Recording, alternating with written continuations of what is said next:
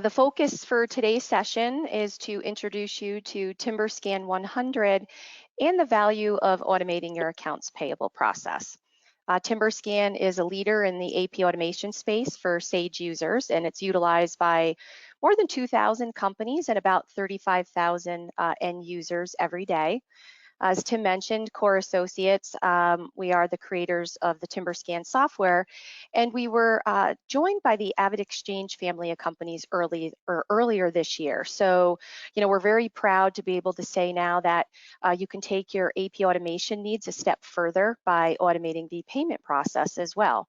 I'm going to briefly touch on that during the presentation, but if anyone's interested in electronic payments for AP, please let your alliance representative know, and we can set up a separate one-on-one session for that. We could spend an entire session just on that piece alone.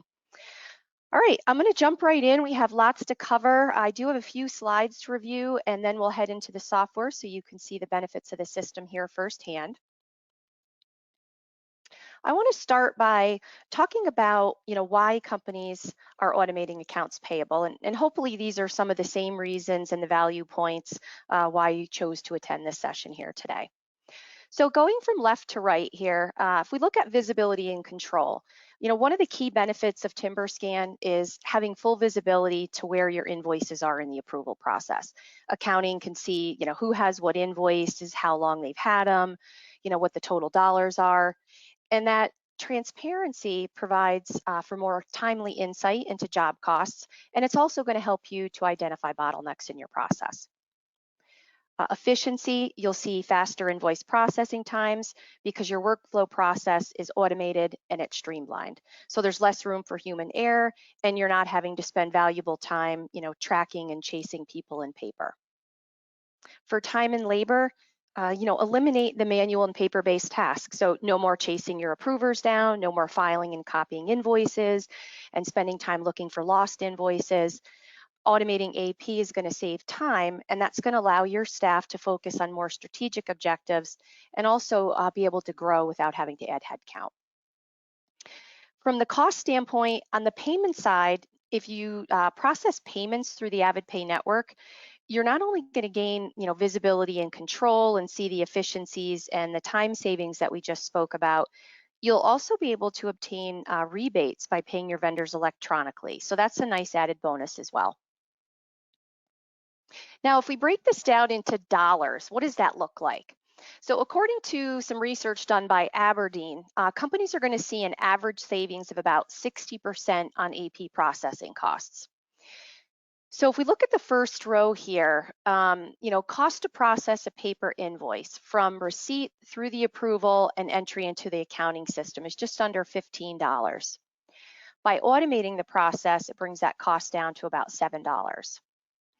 The second line, this is looking at paper checks. So the cost to process a paper check, check printing through mail and filing is a little over $7. And if you automate that process, it's $3 or less. And then combined, so the total cost looking at both the processing of the invoice as well as the payment, a little over $22 for a manual process, and under $10 here to automate. So, as you can see, there's real efficiency gains and cost savings that you can take advantage of, by automating. If we look at the number of days, average is 12 days before automation, 3 days after automation. So with TimberScan, we can address all of those whys that we just talked about and a lot more. Right, so TimberScan, it's not only just an AP automation tool, it provides, full document management capability as well.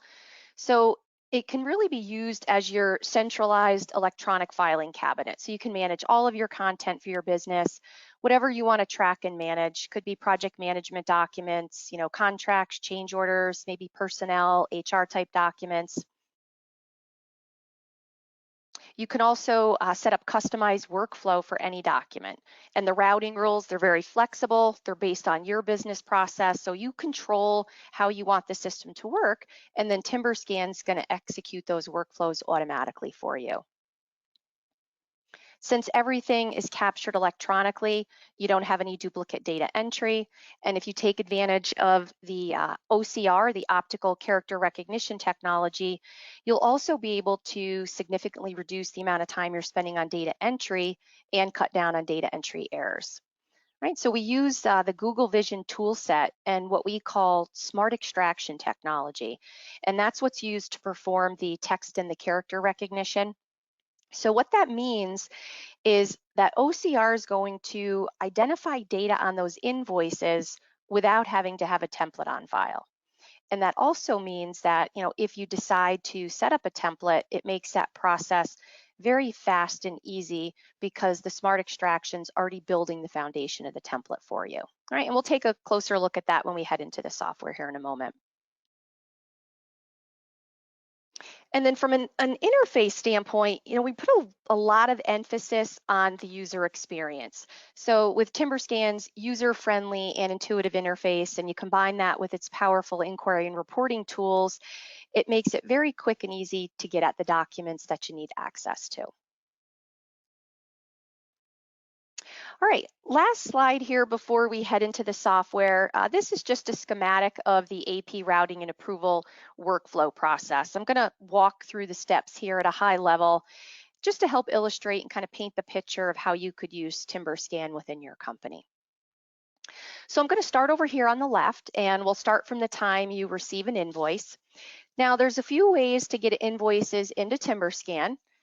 For those of you that have that centralized AP inbox set up, we have an email monitoring tool that we use that can watch that address, all day as those emails are coming in. The system will just take the attachments from those emails and then move it to a folder. And then from within TimberScan, we can browse to that folder and bring everything in automatically. We have another tool called Acquire Automation that can automate that step even further, and we'll take a look at that in a few moments as well. For the invoices that are still coming in hard copy in the mail, those you can just put on a network copier or scanner and bring them into the system that way. And then you always have the ability to drag and drop them individually. So for those of you that might not have that AP inbox set up and they're coming in individual, certainly can just bring those in, like I said, via the drag and drop method. Once your invoices are in TimberScan, a few things here I want to point out from the data entry standpoint. Now, if you use TimberScan, you can think of it really as the front end to your Sage 100 system from an invoice entry standpoint. Your invoices would be entered in TimberScan. We allow for partial coding of those invoices, and then those invoices can get routed, coded, and approved, and they don't get sent to Sage until that invoice has been fully coded and approved. So it gives you that flexibility to make changes along the way. We have access to all of your data entry fields within our system. You can customize the entry to really streamline the process. And we have access, of course, to all of your jobs and your vendors and cost codes and that within TimberScan as well. And then, using the OCR that I mentioned, that's going to streamline that process even further. And it's up to you whether or not you choose to set up the OCR templates, but it's a one-time setup, real easy to do. And we'll take a look at that smart extraction technology that I mentioned in a few moments. The last thing on the entry that I wanted to mention, next month we're actually releasing our Core Cloud Systems credit card reconciliation solution for TimberScan 100 and Sage 100 Contractor. It's been available for TimberScan 300 and Sage 300 CRE for a few years now, and so the technology is not new. It's just going to be new to TimberScan 100 and Sage 100 Contractor.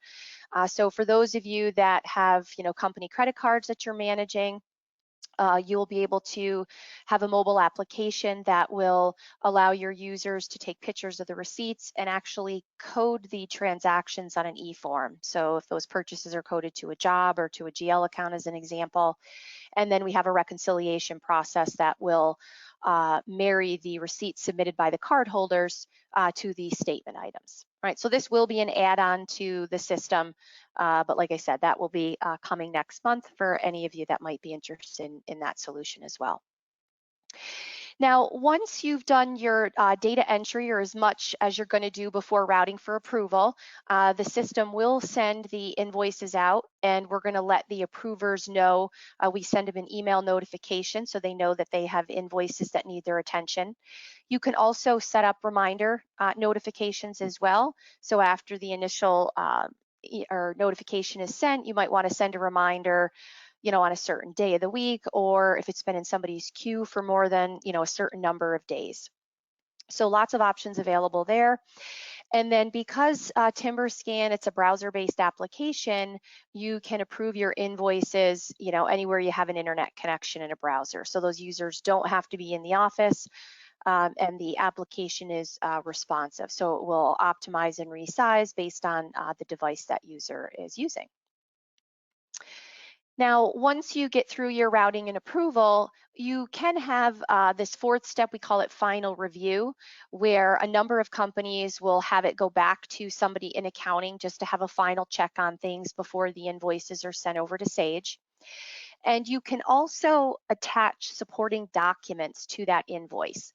So at any stage here, as it's going through the routing and approval process, you can attach those supporting documents. And it can be, anything, again, you want to track and manage relating to that invoice. Could be purchase orders, receivers, insurance documents, anything that you want to incorporate with that invoice.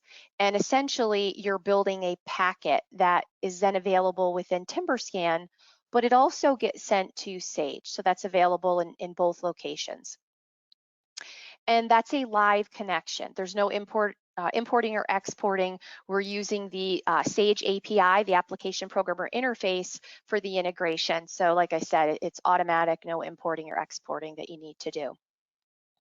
Now, once the invoice is in Sage, your process for selecting the invoice for payment and actually processing the payment side, that's going to continue to be managed in the ERP system. If you're cutting physical checks, you can attach those checks to that invoice packet that I mentioned. We have a function within TimberScan to do that.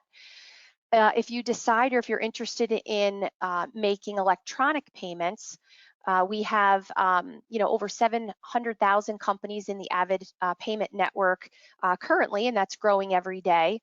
And your suppliers would have the option of either a one-time use MasterCard payment, what we call an Avid Paid direct payment, which is an enhanced debit payment, or a physical check. So if if your suppliers still want that physical check, they can still get it. It's just our Avid Services team would actually cut that check for you. So it gets you out of the business of, like I said, having to cut, process, stuff the envelopes for all those checks, postage, all that. So that can be another time-saving tool that you can take advantage of as well. All right, so that's the process at a high level. I'm going to touch on each one of these steps here in more detail in the software. So I'm going to go ahead and head out of PowerPoint.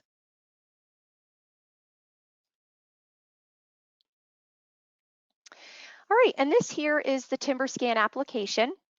As I mentioned, it is a browser-based application, and we have a tree menu structure here. So everything that you need to access within the application is going to be right here on the tree menu. Now, the first step in the process is to acquire. And we're going to take a look at I call it the manual acquire process, and then we'll take a look at the acquire automation tool that I mentioned. So if you want to build more automation into that process, you can certainly do that. So the first method here, we would just select our data entry group, and you can think of this really as just a way to organize your work. Some companies will use these for to separate invoices by maybe project invoices versus overhead invoices. They may have, one entry person that handles, project invoices and overhead, or handles different vendor alphabets. So it could be they manage vendors that start with A through M, and then another person does, N through Z. So like I said, just a way to organize your work. And then you need to tell the system what it is that you're acquiring. And the options are an invoice, a document, or a check. Any invoices that you acquire are going to end up here in this AP invoice entry queue. Checks will end up here in this attached checks function. And basically anything that's not an invoice or a check is going to fall into this document category. And documents will be placed in the data entry queue. All right, and I'm going to touch on all of these throughout the presentation. So we're going to acquire some invoices first, and you'll notice here I'm saying I'm splitting them manually, and I want the OCR to read them as they're being brought into the system. If you use the email monitoring, then you can just browse out to the folder. So wherever those invoices are being sent, you can come out here, select all of them, or just bring in, a few.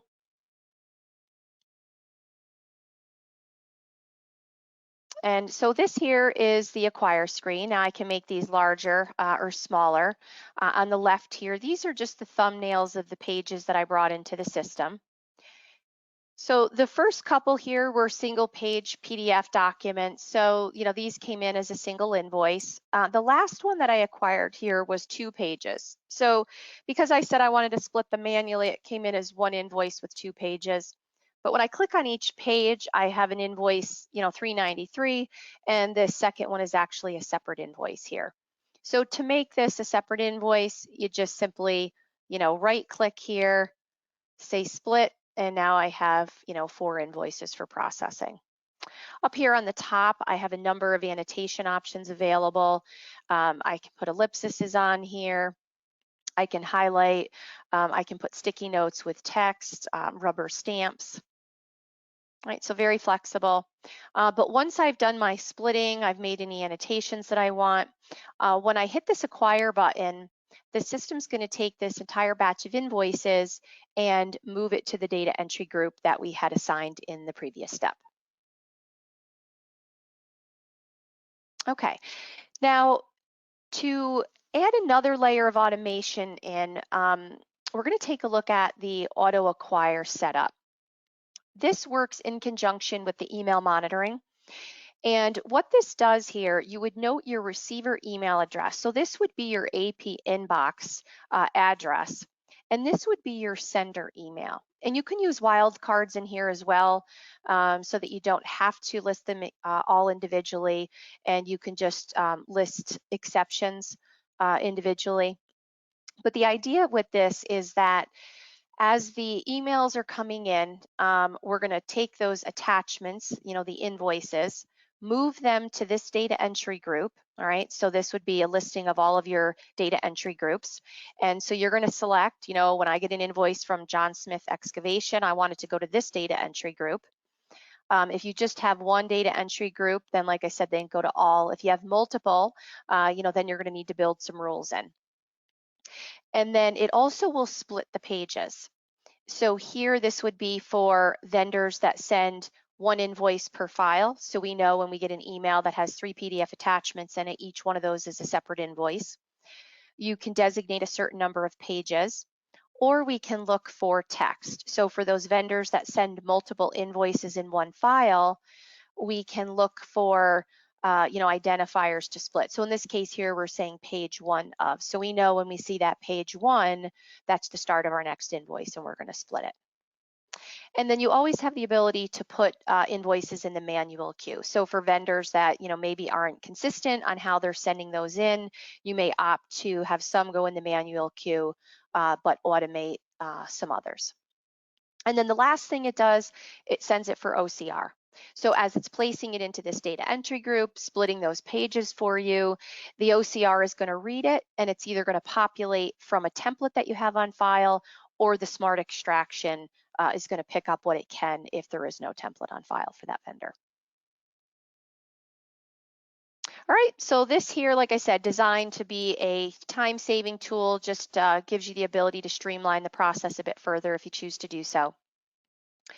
Now, once we have those invoices in the system, we'll go ahead and take a look at the invoice entry.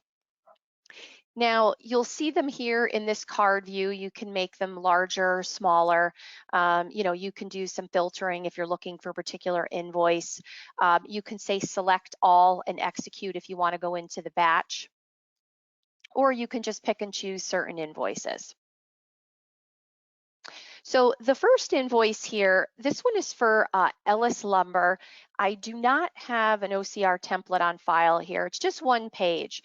So I'm going to collapse this down, and I can collapse my tree menu as well to give myself some more real estate here to work with. And you have options on how you want the data entry grid to appear. I have it set up here in this side-by-side view. You can have it on the bottom if your preference is to have it on the bottom. You can also break it out into a separate screen. So if you click on this button here, it opens a new window for you. And if you have dual monitors in your AP department, you could have the full image of the invoice on one monitor, the grid on another.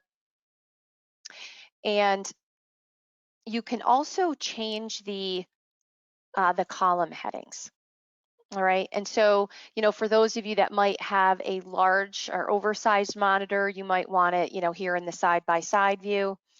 These columns here, these are configurable. So if there's certain fields you don't use during data entry, you can simply eliminate them to get them out of your view.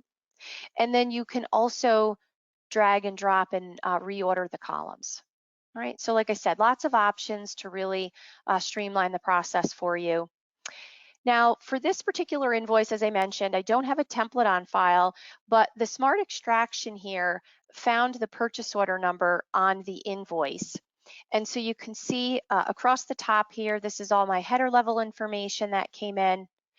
And then the OCR picked up the line item detail. So the smart extraction found this purchase order number in Sage and then grabbed all of the purchase order lines and brought them into my invoice. All right, if the vendor doesn't put the purchase order number on there, you can still always access it via the lookup option, but if they do put it on the invoice, we can bring that in automatically. So, using the smart extraction and the OCR here with a purchase order, you can essentially have most of your data entry done here for you. So this next invoice, this is just an example of one of the receipts that came in from the credit card solution here that we're working on. So if you chose to use that, those receipts will come in as invoices. All of the data entry would be done here for you. We pull all that in from the credit card application, and you'll have the option of doing what we call receipt style or statement style. This is receipt style. If you chose statement style, you'd see the statement here. Receipt style is each receipt is a separate invoice. Statement style is, the statement is the invoice and each receipt would be a line item on that invoice. All right, so that is coming here shortly. Now, this next invoice here, you'll see it says capture template was not matched. So for this one here, though, you'll see these fields that are highlighted. This is the smart extraction technology that I mentioned. So even though I don't have a template on file, brought in my invoice number for me. And here I can start typing in that vendor. Now, if I want to here, since the job number here is on it, this Wood Elementary School, I'm going to show you how we can use that on our template setup as well. And okay, description. So if I decide that I want to set up a template, maybe this is a vendor that I use on a fairly regular basis, I can come in here and just say add capture template. So the system names the template for me, gives me the date format and the decimal separator. And then we use this invoice as the basis of our template. All right, so you'll see here, all the heavy lifting's been done for me. I have my invoice number, my date, my balance from the smart extraction. These fields here in light pink, these are what we call anchors. And the anchor is supposed to be a unique piece of information about this company so that TimberScan knows where that invoice is coming from. So the smart extraction is going to give you some suggestions. If you want to keep them, great. If not, you can remove them. You can also add, new anchors. Yeah, you might say, hey, we want the company name here to be the anchor. You could add a description if you wanted to do that. And then in this scenario here, because the name of the job is on here, this Wood Elementary School, you can use this as an identifier. And this will allow us to then map the job number for Wood Elementary School to this location, so that the next time we get an invoice in from Payne Electric that has Wood Elementary School on it, that job number can populate for us as well. All right, so once we've done our template here, we just save it. And then in here, you'll see these plus buttons. So this is how we marry the fields. So I just click on the plus, and I'm saying that I want my vendor tied to my default template coding profile. And then this is how I can marry that job number. So I click on the job number and say I want this job 207 to be the profile for my Wood Elementary School. All right, so then the next time I get that invoice with that Wood Elementary, it's going to default my job 207 for me. So very quick and easy to set those up. Now from here, because we allow for partial coding of the invoice, we can save it and route it. If you decide you want to put some line item detail on here, depending on what your workflow process is, you can go ahead and, code it and add your line items in, and then maybe the approver just does the job cost distribution. Maybe they're just verifying that the cost code and that is correct, or they could be the ones to initially code it, depending on what your process is. Now, some other things you can do here when you're doing your data entry, you can click on the supporting document button, and the system's going to bring up any potential matches. So this list is being driven by the information that's been entered on the invoice so far, vendor, job, and it's going to bring up any potential matches. So here I had two documents for this vendor. One is for job 186, the other is for this 223. So I can go ahead and click on this and see what is this document. Do I want to attach it? So if this is something that I want to attach to the invoice, I can go ahead and select it. Or if I don't want to attach it, maybe it's not for this particular invoice or relevant, you can just cancel and skip it. I can add notes. So if there's something that I want the approver to see, I can add a note. I could put it on hold. So if I had an issue with the invoice or had some questions, outstanding, and I wanted to, come back to it later, I can put it on hold. If it's in the wrong data entry group, maybe it came into me, but it should go to one of the other data entry groups that we've set up. So you can move it as well. Once you've done your entry and you hit the save button, the system's going to go ahead and route this invoice for approval based on whatever routing rules that you've set up in the system. All right, so before we look at the approvals, I'm just going to spend a few minutes here touching on some of the reports that we have in the system. We are adding a dashboard as well. So that should be out within the next month or two max. So when you log in, you'll see a nice dashboard. We do have the reports here. So for those of you that like reports versus, an inquiry in that, this is our invoice status by user report. And this is going to show all invoices in the routing and approval process, by user. So this is Gary Jones, 6 invoices, the total dollars. Here this is, Leanne's invoices, total dollars. And you can see the date assigned. So these here are Doug's. So you got a nice visual here of when it was assigned to see if they've been sitting on anything. You can, link to the image as well. And again, we also have those configurable notification reminders to send out. And this report here is by job. So it gives you the same information on those invoices. It's just grouped by project versus by user. So here we have for my 186 Williams Post Office, 2 invoices here that are with Leanne, and it gets the total dollars, and then I'm on to my Wood Elementary School. But you can still see again when they were assigned. Just depends on your preference, like I said, how you prefer to look at those invoices. Now, we also have the workflow execution status workbench here. And this would be more of a uh, management tool that you would use. So an individual approver would spend their time in the workflow task queue, the workflow execution status here. This would be a management view where you'd see everything. And you can see here there's other documents, not just AP invoices. So if you use TimberScan for a document management system as well, you can have workflows associated with other document types. So if we just look at the AP invoices, I can see all of my invoices, and I can view the image, I can look at the notes, add new notes, and you can group as well. So these columns here, you can decide which ones you want in your view. You can also filter, and then you can just drag and drop as well. So if I wanted to maybe group by due date to see what's coming up, and maybe I want to look at it by due date and vendor.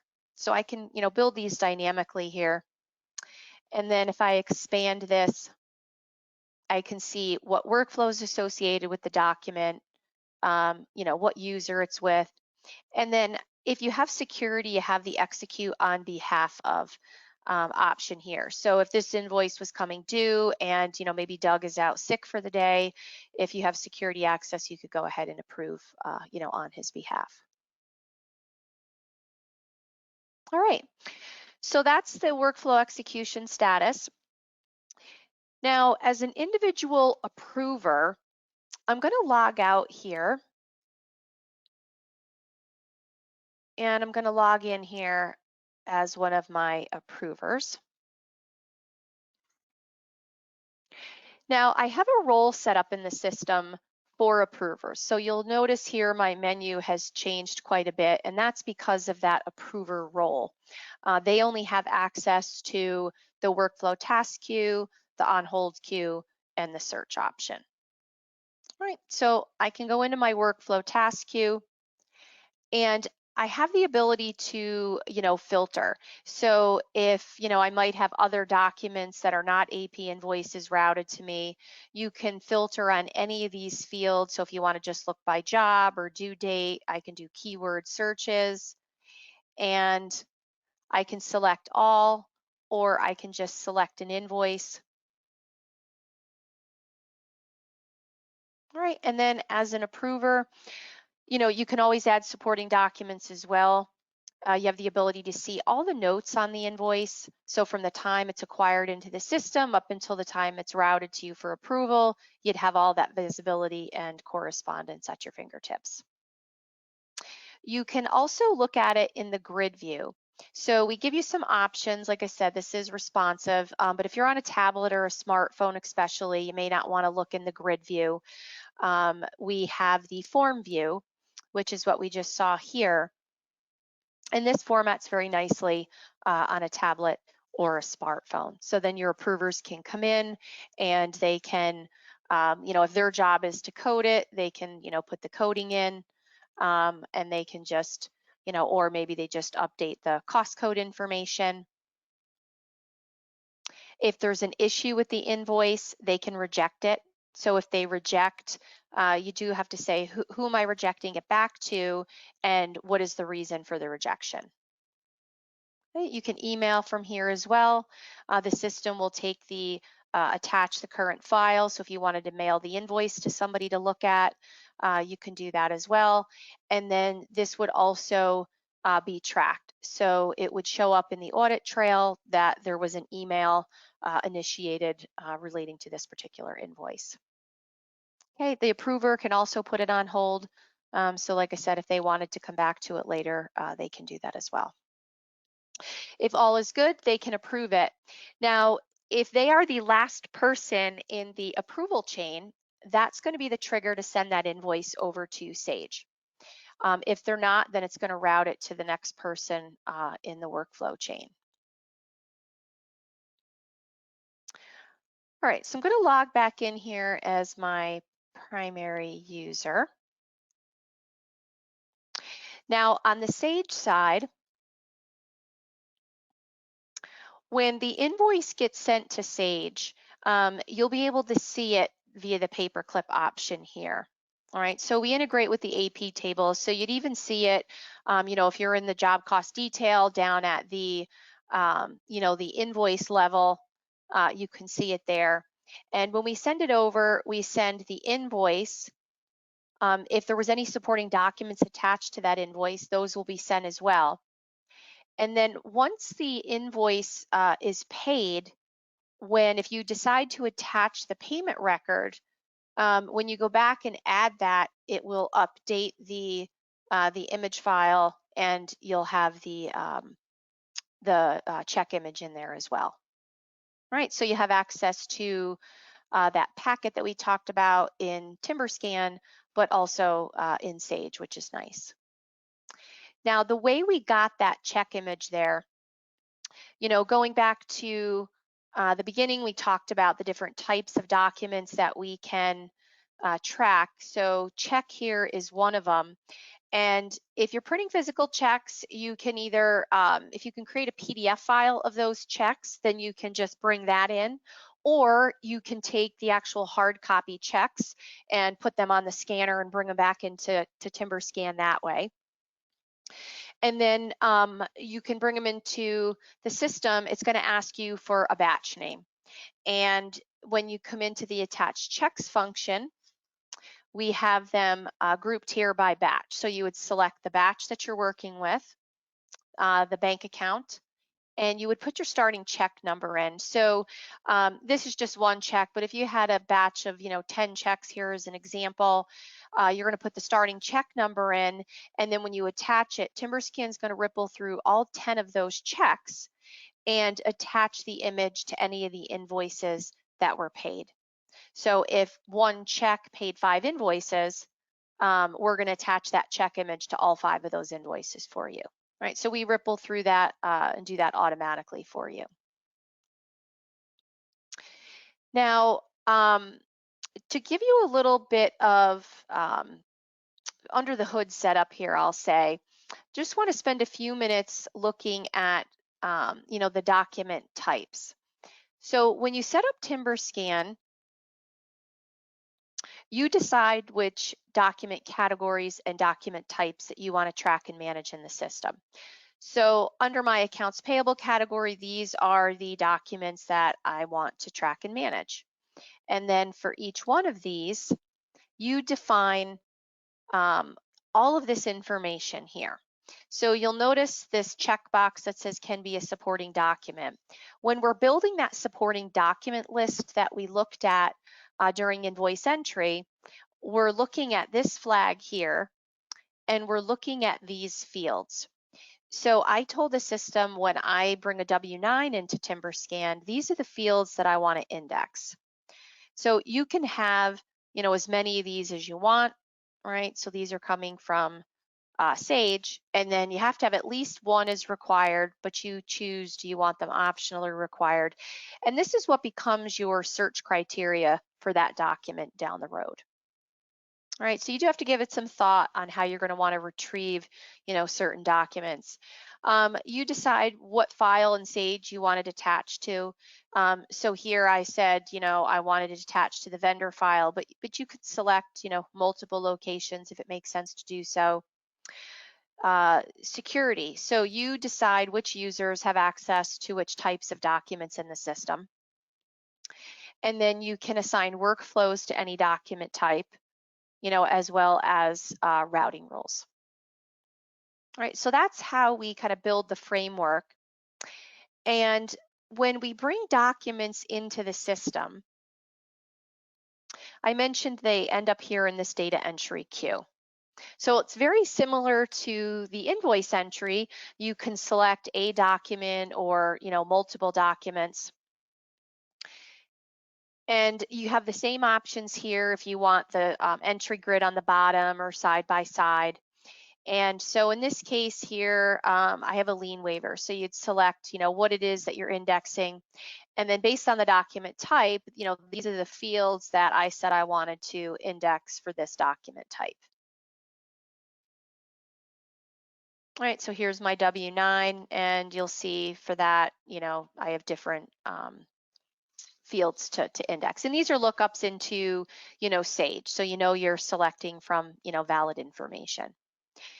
Now, when I save it, if there's a workflow associated with that document type, it would route for approval. If there's no workflow associated with that document, it's just going to get saved to your repository of documents. So if you want to search for those documents, in addition to the reports that we talked about for the invoices, we have this search engine that sits across the entire repository of documents that we're tracking and managing in the system. Right? If there's something you're going to query on a regular basis, you can save it and then select it from a drop down here, or you can build new ones on the fly. This is also what you would use if you need to produce any kind of packet for a loan draw or for T&M cost plus work, any kind of substantiated billing. And then I can define the criteria. So here I'm saying I want to see all invoices where the job is, in this case, equal to, and here's my job lookup. So I'm going to select this Main Street Post Office, and you can add more criteria. So if I want to put a date range on there, maybe I only want to see them for, a month. And then when I search, the system's going to bring back my results for that criteria. And here you could view the image, you could look at the notes, you could edit from here as well. If I hit the Show Invoice Report, the system's going to go ahead and build me that backup package that I mentioned. And I have options here. So, if I wanted to, relabel this, maybe it's a draw report and I want to say, for job 1, 2, 3, I can group. So if I want it grouped by cost code as an example, and then when I preview, it's going to regenerate that report on the fly. You'll see it's now grouped by cost code. So I have my totals and then all of the image backup behind it. Right, so you can see very quick and easy to put that together. And then here I can just create a PDF, to send that off. And that's just one example. These are very flexible. Just to take a look at here, the different, fields. These are all of the fields that you have available. Really nice if you have auditors in-house and they want to look at, invoices by job or by GL account, things like that. So very, very flexible tool. All right, so I'm going to pause there. That was, everything that I wanted to cover today.